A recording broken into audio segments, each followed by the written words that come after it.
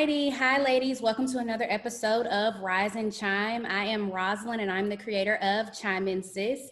And today we have the amazing Kearra Taylor, who is helping out as the Chief Technology Officer for Homage. And she is also the creator of Nomadics. And she's going to tell us more about what she does and how that contributes to her overall sense of fulfillment in this moment. So let's go ahead and jump into it. Kearra, my first question is, what are you most grateful for in this moment?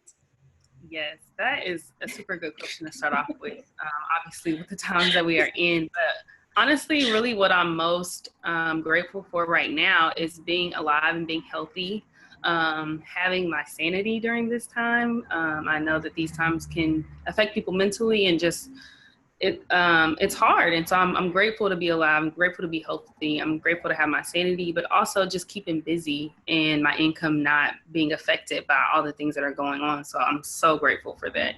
Yes, and I think that a lot of us can agree with that. There is so much going on, and I think, we learn that we don't need as much as we thought that we did. It's like, okay, if I have the things that I need to cover my expenses, I have a roof over my house, I haven't had to change up too much of what I'm doing outside of, going out to places and things like that. It's like, okay, this is great. Like, I love this. This is what I need.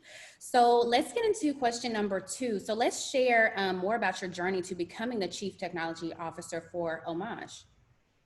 Yeah, so I moved to the Bay Area, California, in September of last year. A few months after that, I ran into the founder and CEO, Damon Lawrence, and basically we just talked about his vision for Homage and what he wanted to do, and it really resonated really well with me. Paying homage to African American culture through space and hospitality is such a dope concept and idea and vision. And so it really resonated with me. And we started to discuss how utilizing my skill set could help support them and catapult them into the next level. And so it kind of just all fit perfectly into the vision and the next steps and the next phase of what Homage needed to look like. And so there was a lot of synergy there. And then we had a ton of conversations. And then early 2020, I was just brought on to lead their efforts in technology and data and analytics and things like that.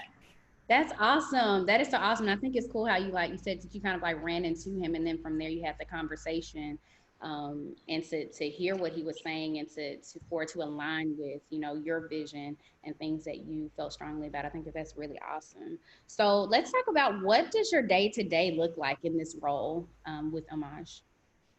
Yeah, so there's a lot of brainstorming going on right now. Obviously, with COVID and with the pandemic, and travel and hotels are just ever changing right now, as we go through all of the things that we're going through. And so there's a lot of brainstorming sessions around what the new kind of hospitality needs to look like, especially from a technology and data standpoint, from like keyless and touchless check-ins and things like that, all of those types of things. So a lot of brainstorming, a lot of pivoting on the strategy around that. But then also we conducted a survey a few months ago to kind of get a feel for how people's mindsets are changing during this time as it relates to hospitality and travel and their space and what they're going to be comfortable with, so that we can kind of get some insights. So was working on that, conducting the survey, released a report around it.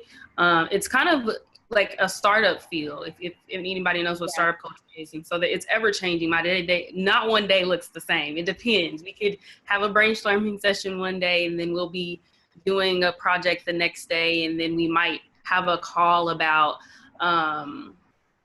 the next market that we need to look into and analyze on what makes sense from a market standpoint and a location standpoint of where the next Homage property is going to be.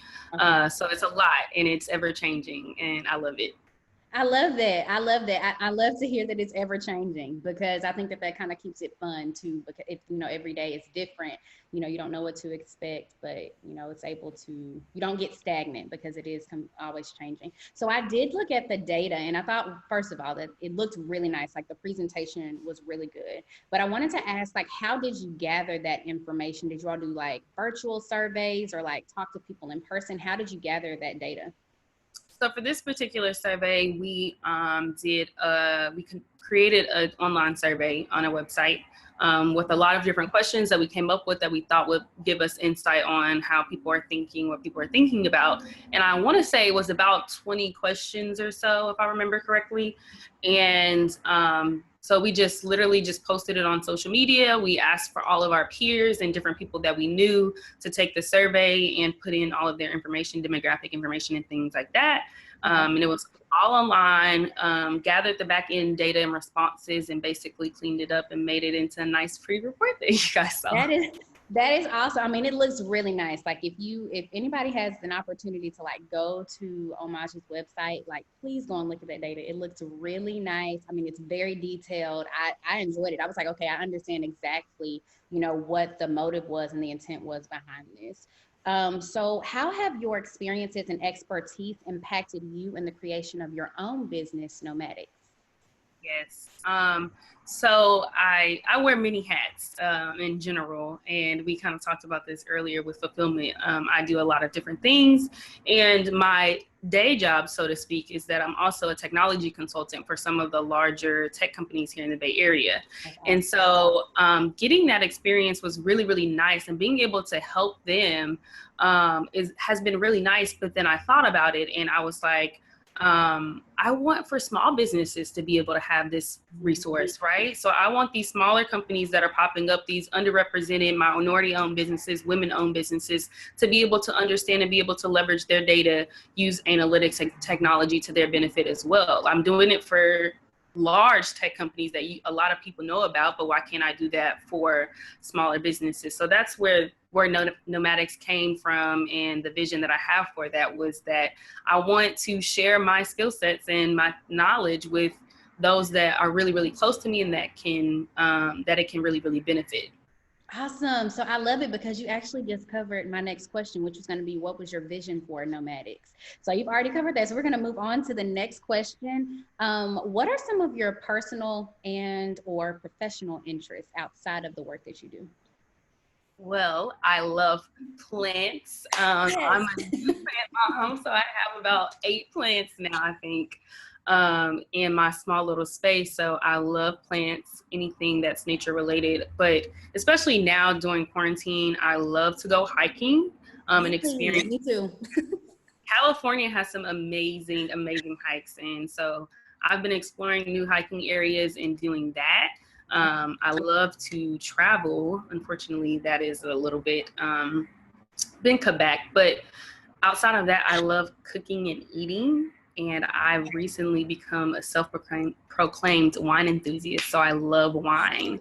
Okay, so we're gonna have to connect on that because I am like a dessert wine girl. I do like some wines that aren't dessert wine, but I feel like the more that I become well versed in it, that the more that I like, oh, I like this one, and it's not a dessert wine. So I have a project that I've been working on as it relates to wine that I will be launching soon. I'm gonna give you an inside scoop on what's going on with that. I've been working hard on launching my very own Black-owned wine subscription service. That is awesome.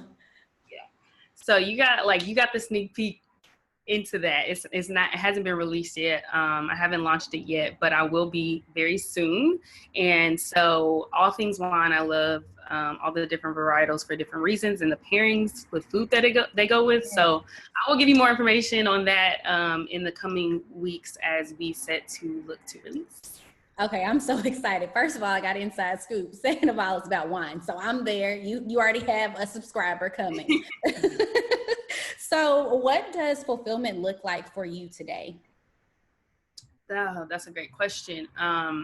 It comes from a lot of different places. Like I said, I wear many different hats. I do a lot of different things. And what I've learned is that even with wine and something with wine, I love wine. And so I turned that into another business venture, right? And what I am calling myself now in a sense is a serial entrepreneur. I'm trying to fulfill my life in so many different ways. And so it comes from just being able to pick those pieces out of my life and really identify them. And like wine, like hiking, like doing the work that I do and the different ways that I do it, and creating all those different avenues for me to put my energy and my passion towards. And it's not just like we talked about my one day job. I have a day job, right? A day job, so to speak, but I do so many different other things that just make me happy. Yes, exactly. And I love that. I think that, you know, kind of like we were talking about earlier, coming to that realization that fulfillment doesn't come from one sole thing. It's going to come from so many different things. It's going to come from the roles that you play within your life, other people's lives around you, the things that you enjoy doing. It's literally a holistic thing, honestly. So let's talk about, how do your interests, the work that you do, and who you are today contribute to that sense of fulfillment? Yeah, that's a great question. I think what's interesting is that I'm in a place kind of where I've built a life around the different things I do in my career, where it allows me to have the flexibility to contribute to my sense of fulfillment. And what I mean by that is that working from home, like I have a job where I can work from home and I can kind of set my own schedule from even my day job, which allows me the flexibility to do all these other things. And I have a mindset right now where I'll literally like get up and go do whatever. If I wake up and I feel like I want to go on a 6-hour hike that day, I'm going to adjust my schedule to go on the 6-hour hike that day. I love that. I love that. I'm just going to go. I just get up and go, whatever adventure, whatever topic of discussion I want to explore, whatever, anything that I want to do when I wake up in the morning, and feel like I want to do it. I have built a life where I can pursue that. And it's very fulfilling to be able to do that and maneuver in the way in which you want to maneuver. So I encourage people to set themselves up to enable, themselves to have that kind of life, to be able to have that flexibility. Yes, yes. I love that. And I like it that you said it is about being flexible, and not only that, but creating and changing up your life to make sure that you have space for that flexibility. Like you can, like you said, you change around your schedule if there's something that you want to do, really being intentional, I think, about, incorporating those things that you want to do.